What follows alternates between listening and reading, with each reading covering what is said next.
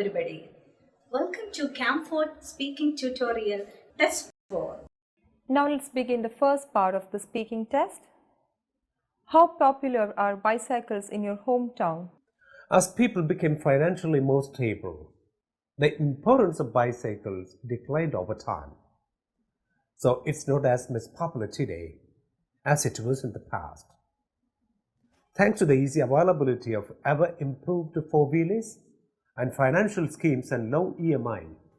However, it's not that unpopular in rural areas, especially with the financially weaker people. How often do you ride a bicycle? As I don't have a bicycle, I don't get to use it as much. Neither my friends nor I have a bicycle. If at all anybody has a fancy bicycle, while going for doing exercise in the morning, I try it out.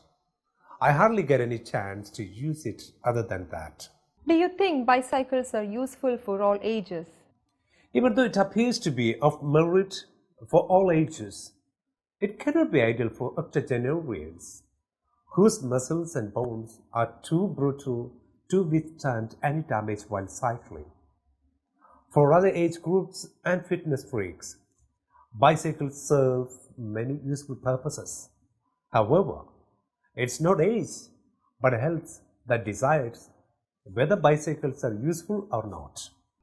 Now let's move on to the part 2 session, the cue card session of the speaking test. Describe a person who has done a lot of work to help people. You should say who this person was, where this person lived, and what he or she has done to help people. The modernity is lucky enough to have a number of people who dedicate themselves to help others. Mr. Bill Gates is another billionaire philanthropist who have contributed immeasurably to the cause of charity. The phrases like the chief architect of Microsoft and the richest man in the world are tagged to this generous billionaire who lives in the US. Today, his name is chiefly remembered as the greatest humanitarian who has donated a fair share of his income for helping others, which is unimaginably higher than any other billionaire's contribution. In addition, he jets off around the world to promote polio vaccinations, which is of great importance and utility to those affected in third world countries in Africa and Asia. At this moment, I fondly remember Mahatma Gandhi, who had sacrificed his entire life for serving the humanity selflessly. However, Mr. Gills started his career as an entrepreneur by radically changing the face of communication sector and by creating the gem-like software Windows, which elevated him to the pinnacle of fame. He relinquished the title, the chairman of Microsoft, and embraced working for the people. He instituted Bill and Melinda Gates Foundation by allocating a lion's share of his wealth as its working fund, with a view to eradicating poverty and diseases and promoting women empowerment. I'm pretty sure that his name will be written in the history of philanthropy. He will be regarded as the most benevolent billionaire. Now let's move to the part 3 of the speaking session. Why do you think some people like to help other people? Even though men are born selfish, as they grow up, so do their compassion and empathy, which are the two phenomenal traits that demarcate human beings from animals. The scriptures we read always stress on helping one another, and the fellow feelingness is the cornerstone of every religion. Besides schools and teachers, our parents and peers also create profound influence on developing a helping hand. Community feeling is stronger in us than in animals. It's too difficult for us to be quarantined from others because life is very dull without the sense of belonging.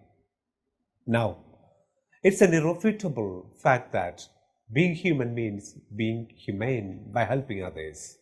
Some people say that people help others in community more now than they did in the past. Do you agree? Yes, they do. The more educated we are, the more generous we tend to be. Today, people are more connected to one another than in the past. Being dependent, everybody feels helping others in community is as important as helping his or her family. The technology today, including media, has brought to us a sense of togetherness so that anything and everything that happens to a person creates instant response in others. In addition, the amount of income one earns today is unimaginably higher than what was received in the past.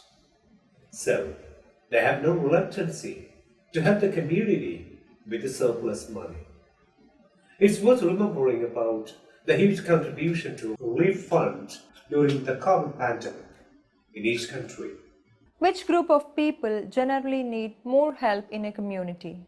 The more vulnerable are the ones who need most support because they are the sort of people who are either underprivileged or ill-equipped to meet both ends of their lives.